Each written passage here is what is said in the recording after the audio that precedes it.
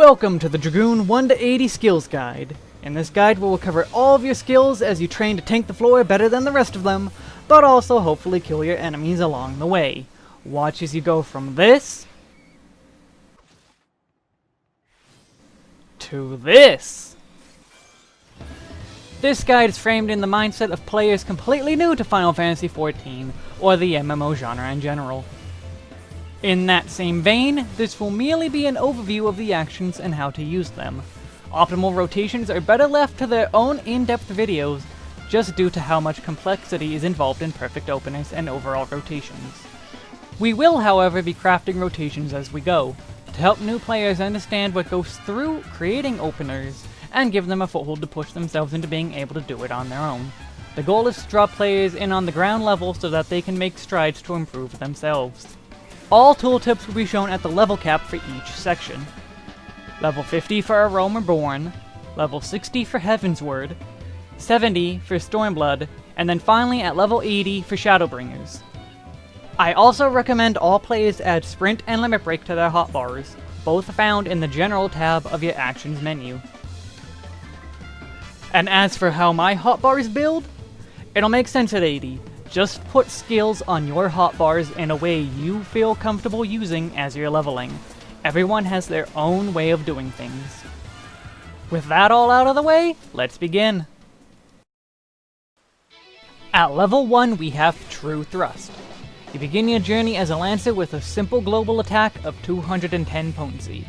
As a melee class, you will obviously want to stay close to the enemy for most of your attacks at all times unless forced away. Quickly we'll segue into Level 4, Vorpal Thrust. Lancer quickly teaches you the idea of combo attacks. Alone, Vorpal Thrust is weaker, only doing 140 potency. Leading into it with True Thrust will power it up to 350 potency. Combos will always be highlighted on the hotbar, like so.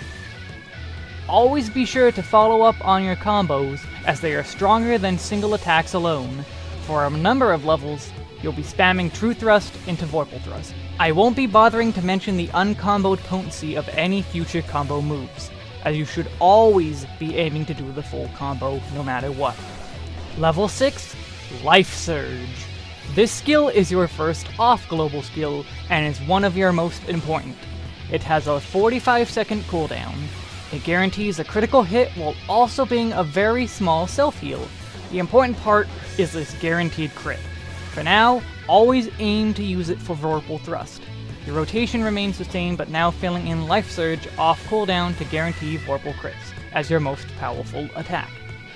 At level 8, we get our first roll action, Second Wind. I will not be going deep into roll actions during this video, but I shall be making note of them, which we also gain Leg Sweep at level 10 and Bloodbath at level 12. Make room for these as they're useful skills, especially the healing ones. Level 15, Piercing Talon. This skill is not automatically obtained like your previous skills. Not only do your class quests give you some leveling gear, sometimes they give you entire skills. In future, I will simply note on screen when it's a quest skill. Just keep in mind if you do not automatically obtain a skill, it is a quest skill. Piercing Talon is a weak 150 potency. However, the good thing about this skill is that it is a ranged skill. As you level up, more and more enemies will automatically aggro from sight, sound, or other factors. This will allow you to choose a single enemy out of a group, use Piercing Talon, and drag it away from the rest. A very common mistake newbies do is using this skill too much. The max use range isn't very far, and it takes less than an entire global cooldown to run into melee range. It will also break combos, making the use cases extra small. Best used in solo play, unleashing enemies away from a group. I could go into more details, but let's leave that for an advanced guide. Basically, only use this in solo content. Level 18, Disembowel. 320 potency comboed off of True Thrust. You now have 2 combo paths, and you'll build upon both of these all the way up into Stormblood skill set. What Disembowel has is a 10% boost to all damage you do. This is key to Dragoon's damage output. So now you will do a Disembowel combo, then spam the Vorpal Thrust combo until your buff gets low. Always aim to have the buff running, or you're missing out on a lot of damage. Get into the habit of refreshing the buff whenever the timer gets low. At level 22, we get the roll action Feint, a personal favorite of mine. Level 26, Full Thrust. A whopping 530 potency when used after Vorpal Thrust. This is where things start to get interesting, but not by much. Your main combo is complete, so to say. True Thrust, Vorpal Thrust, Full Thrust. Since Life Surge is best used on your strongest attack, we'll move it to buff Full Thrust. Be sure to only use this combo after you are buffed by Disembowel. From now on, the full combo will be known as the Full Thrust combo, and often shortened to the text TTT. Here is a closer look at our rotation for the duration of the Disembowel buff. Level 30, Lance Charge. For 20 seconds it will deal 15% more damage and is on a 90-second cooldown. When used correctly, this 20 seconds will equate to 8 to 9 globals depending on your latency and skill speed. Blatantly a buff you should best keep on cooldown. Personally, I would use it immediately after setting up Disembowel. Just slot it in right here in the rotation and use it on cooldown where possible.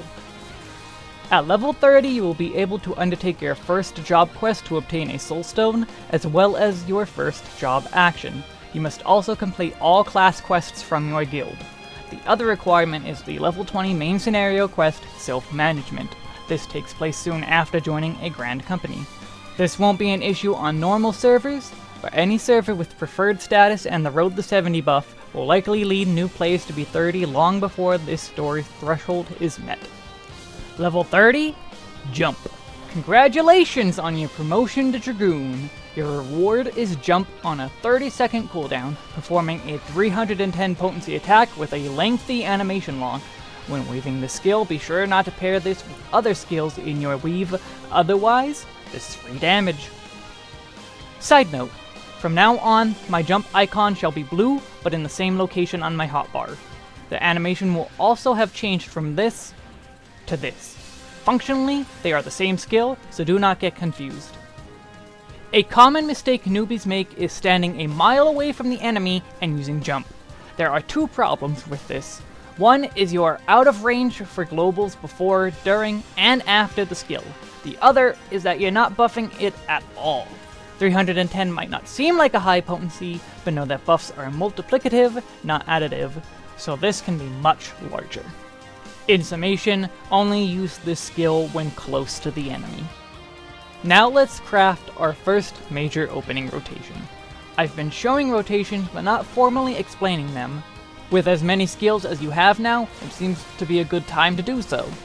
Openers set the pace for an entire fight in later levels, so familiarizing yourself with the idea early on is good. I've showed you how many skills you can get within a proper Disembowel, but not gone into the detail of how or why. First, here's the full opener. True Thrust, Disembowel, Lance Charge, True Thrust, Jump, Vorpal Thrust, Life Surge, Full Thrust, True Thrust, Vorpal Thrust, Full Thrust, True Thrust, Vorpal Thrust, Full Thrust, and repeat from the start. The real question is why we do things in this specific order. Let's reason through it for those who want to know why. Obviously Disembowel wants to be up as it's a long damage up buff, but why hold all of our off globals so long? For one, it's for later when we have way more attacks. For two, it's so they buff the best attacks they can. Since it can be possible to get 9 globals within a Lance Charge window, we choose to buff 3 rotations of the TTT combo, which is 9 GCDs exactly. We also end up buffing Jump, multiplying the damage output by both Disembowel and Lance Charge, making the attack far stronger than if we might have opened with it. We may even have gotten buffs from our party members on top of the buffs we gave ourselves. With that quick overview over, let's move on. At level 32, we gain the roll action, Arm's Length. Level 35, Elusive Jump.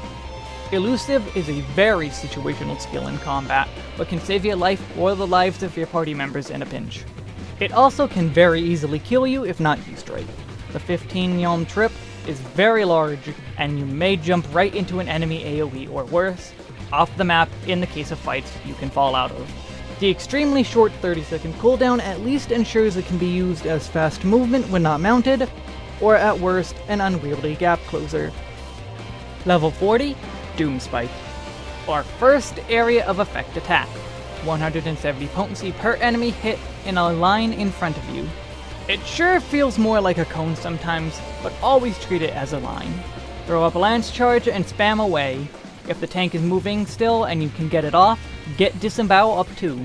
The bigger the tank is pulling, the stronger AoE gets, but the minimum number of enemies for AoE for a Dragoon, and most jobs, is 3 enemies. Also keep in mind the huge range of this skill. I'm hitting all 3 striking dummies here, despite being nowhere near the end dummy. You can easily cleave through a huge group of enemies at one time as a result. Level 45, Spine Shatter Dive. A 60-second cooldown for only 240 potency sounds pretty minuscule, but free damage is free damage. The range of the skill is 20 yalms, or this distance when compared to a striking dummy. It's also a gap closer that stops you at the edge of the enemy, guaranteed. In the worst of situations, you can immediately catch up to the party, or the enemy about to do a giant AoE. It's also very good for if you need to run away from an enemy and want to get back to it very fast. Much like Jump, you will want to use it mid-fight once you have a buff or 2 up. Some fights, however, especially later trials, will involve some very heavy dodging that can leave you far away from the boss. This will get you right back into the fight almost no matter how far you've been pushed. It also works to disable enemy pushes when timed right. Keeping the flow is far stronger than closing the gap on an unpulled enemy. Also like Jump, do not double weave this with anything else and try to use it on cooldown.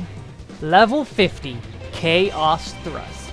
Here it is, your final class skill and the end to the Chaos combo of True Thrust, Disembowel, Chaos Thrust.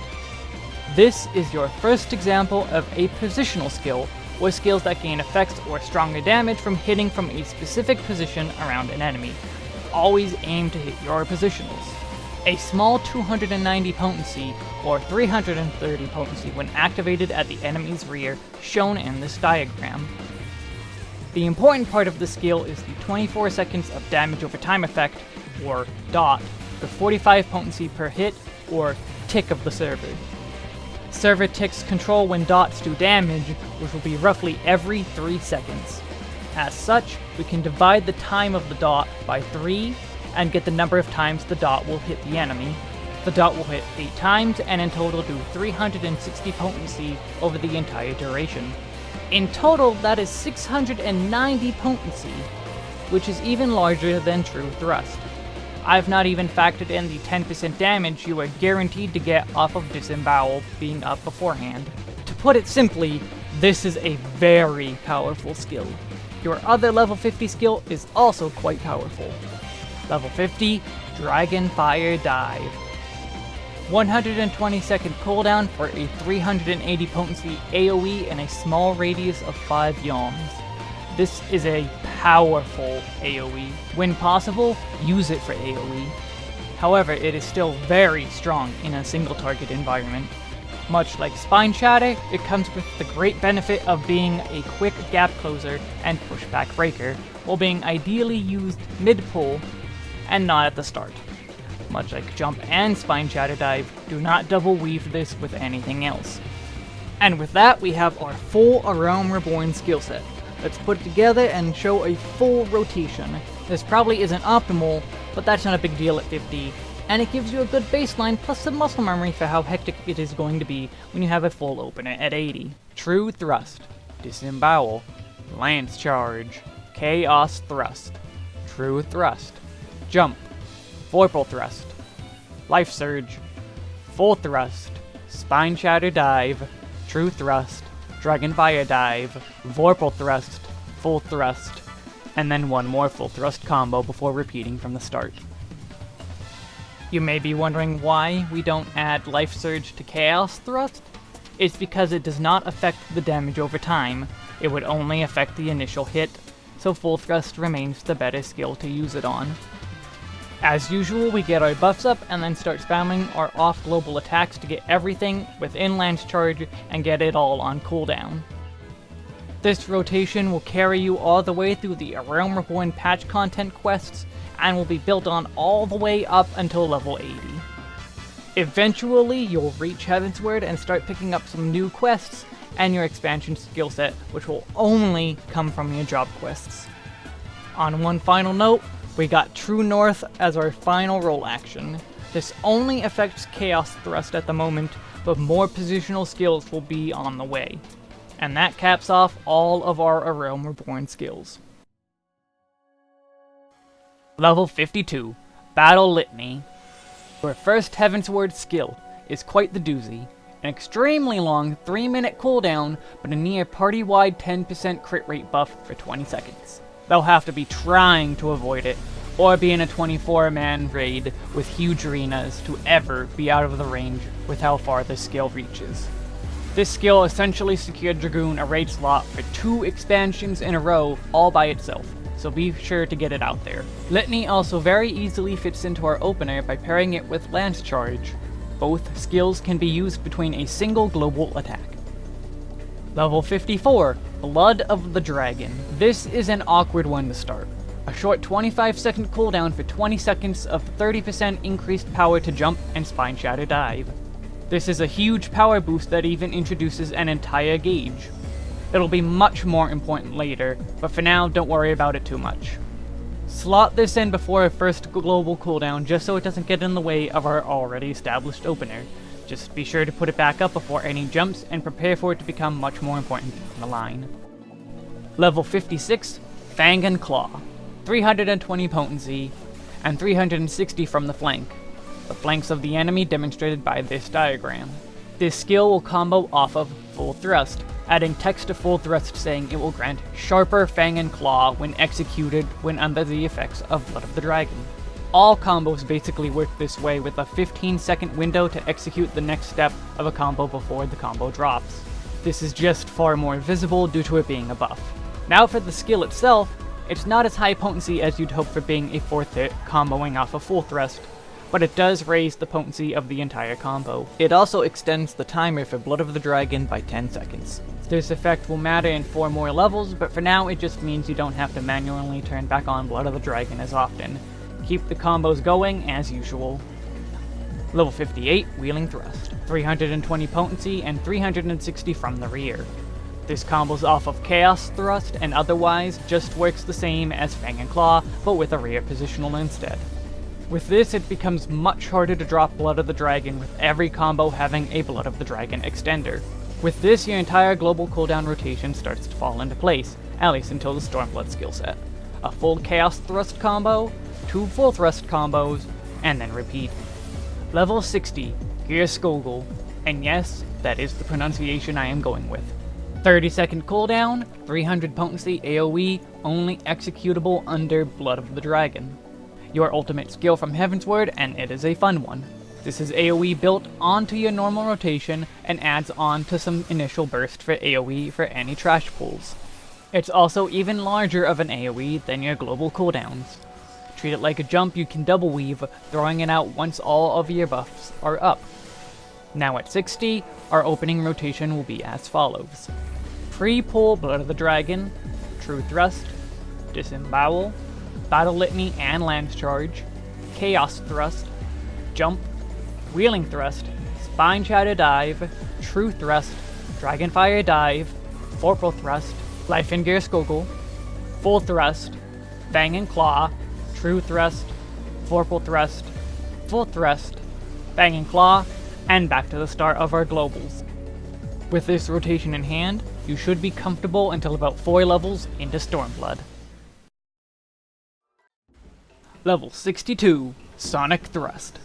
An AoE with 200 potency comboed off of Doomspike. This boosts our AoE per Gcd to 185 potency per enemy, which is a pretty nice boost for AoE spamming. Not only that, but it gives Blood of the Dragon 10 seconds back on the timer for only being a 2 Gcd combo. Now you don't even have to watch the timer during AoE spam. 3 enemies is still the count to look for to start using AoE. Level 64, Lance Mastery. It only took 64 levels, but we have our first trait, a passive ability. This extends both of our combos to 5 hits in a row. Fang and Claw and Wheeling Thrust now give a sharper buff of the opposite skill that increases the potency by 100. That's why you may have already noticed my skills comboing in earlier clips. This adds a bit more dancing around enemies to gain extra damage and means our Blood of the Dragon recharge becomes 20 seconds per combo. At this point, the goal should now be to never drop Blood of the Dragon for any reason. You'll likely still have dungeons where you lose Blood of the Dragon because of distance between pools though. You'll have to get used to the flow of it too, but it's a good habit to get into with what comes next. Our base GCD rotation with no off globals now looks as such. We will gain no new globals that change this base rotation. Everything else will be extra bonuses or off globals, so be ready to learn this all the way up until level 80. Level 66, Dragon Sight. This skill is a bit iffy. Dragon Sight grants you 10% damage up and one chosen target 5% damage up as long as they are within 12 yalms on a 2-minute cooldown. This forces the target to remain relatively close to you. The downside of the skill is the choosing of a target. The only macro I might recommend a Dragoon have is a Dragon Sight macro to automatically choose a target who is in range, otherwise you must manually choose the target yourself. As for your target, if they end up dying while you have them tethered, you will lose your buff entirely, so better hope they don't die after you give them the tether. Also, ranged players like to stay away from melee range a lot, so I hope you get used to tethering your tank.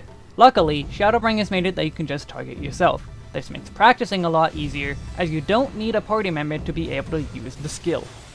Level 68, Mirage Dive. Now things get really fun. 300 potency on top of jump with the ability to double weave it with other off globals. With how things line up, you'll double weave Mirage Dive with Gearskogel or Life Surge. From there, it's about smartly weaving it in double weaves where possible. Jump, Mirage, and Gearskogel typically will all fire off at around the same time due to a 30-second recast. Here is our bread and butter opener for the rest of time, at least until you start trying to optimize and do raid rotations.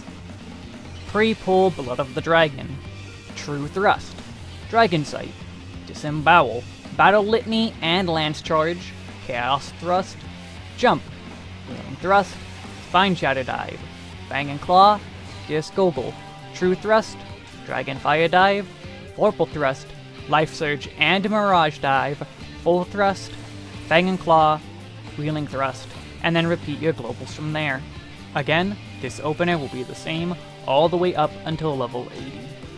Level 70, Nostrand. Everything comes together to what makes me love Dragoons so much here. This is a doozy to explain, so let's break it up bit by bit. Let's talk about the associated trait, Life of the Dragon. Every use of Mirage Dive will now start to fill the eye part of the Blood of the Dragon gauge. It takes 2 to completely fill the eye. When full, your next use of Gearskogel will upgrade Blood of the Dragon from Super Saiyan Blue to Life of the Dragon Super Saiyan Red. This also changes Gearskogel into Nostrand. Your Blood of the Dragon timer will also convert into a Life of the Dragon timer for 20 seconds or more based on your Blood of the Dragon timer going into the Life of the Dragon. If under 20 seconds, you reset to 20. If over, you keep the extra time. 4th and 5th hits will lose their ability to increase the timer in Life of the Dragon. Our goal is the or more part. The higher our Blood of the Dragon timer when using Gearskogel, the higher our initial Life of the Dragon timer. At minimum, aim for 23 seconds. This will allow you to get 3 Nostrands before the timer runs out. Upon running out, you will gain a free Blood of the Dragon starting at 20 seconds. Any stacks of Gaze you gained while inside Life of the Dragon will also carry over. Now let's talk about Nostrand itself. Only accessible in Life of the Dragon, this has a 10-second cooldown and 400 potency, 100 more than Gearskogel for a third of the cooldown. As mentioned, the goal will be to get 3 uses every time you enter Life of the Dragon. It's also not uncommon to weave Gearskogel and Nostrand together for the first use. Helps to know this, if just a little. It's also an AoE, much like Gearskogel. Don't be afraid to push towards Life of the Dragon as soon as possible, so that you can get some insane AoE burst on a trash pull. Otherwise, aim for maxing out your timer as much as you can. The only major optimization tip I'll give here is to try and always pair Lance Charge with a Life of the Dragon cycle. Life of the Dragon cycles are huge bursts of damage, so using Lance Charge here is going to be the best use. And that does it for the Stormblood skill set. Level 72, Curthin Torment. I remember back in Stormblood when they wanted to kill off area of effect attacks. Now with the new no TP cost for Shadowbringers, Dragoon's AoE potential is being shot even further. Curthin Torment is an extension of our AoE combo for 230 potency. Doom Spike into Sonic Thrust into Curthin Torment. The best part is that not only is our AoE stronger than ever, this also increases Blood of the Dragon 20 seconds for every full combo. It's also the clearest show of how big Dragoon's AoE is. Look closely here where the rectangle is barely touching the final dummy. It's amazing how large AoE is for Dragoon.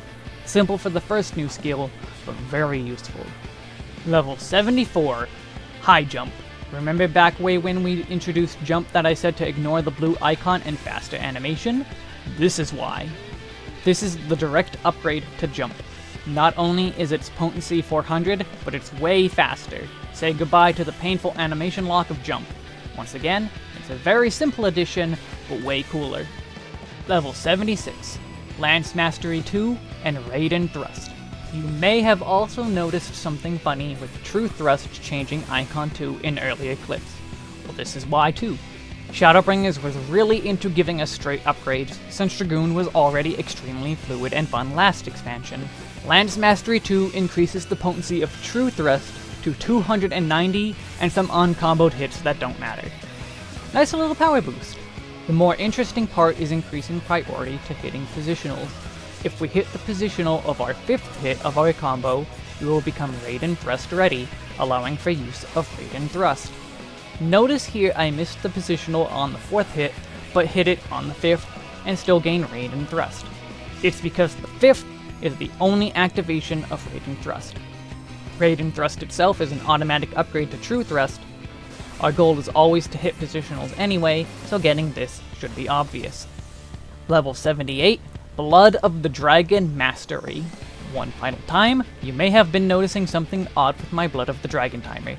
Here comes the final answer. Another extremely simple skill, but it is such amazing quality of life. You no longer have to care about your Blood of the Dragon timer, aside from never dropping it. Blood of the Dragon and Life of the Dragon now both start at 30 seconds rather than 20, no matter what. This guarantees you 3 Nostrons every Life of the Dragon for free. Huge boost to the consistency of our performance. And because the cooldown of Blood of the Dragon is 25 seconds, as long as we are not trapped by a cutscene or other action prevention, Blood of the Dragon is now quite literally infinite.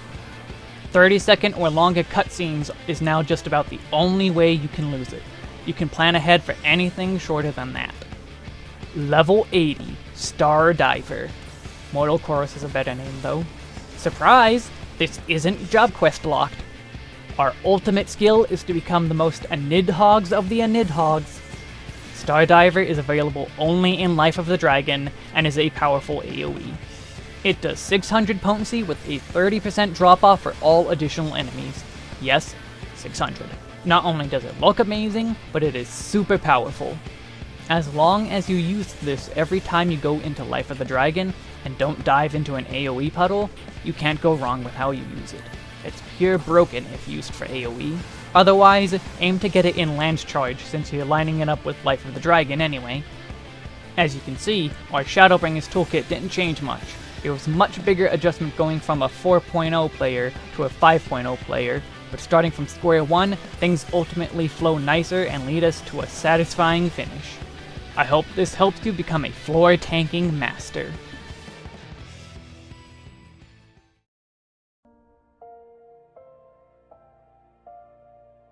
Thank you for watching my Dragoon 1 to 80 skills guide. Feel free to give feedback or ask any questions on what might still be confusing to you. My goal is to help players improve in whatever ways I can. Take care, and have fun in your adventures across Eorzea. May the power of Anidhogs lay waste to your enemies.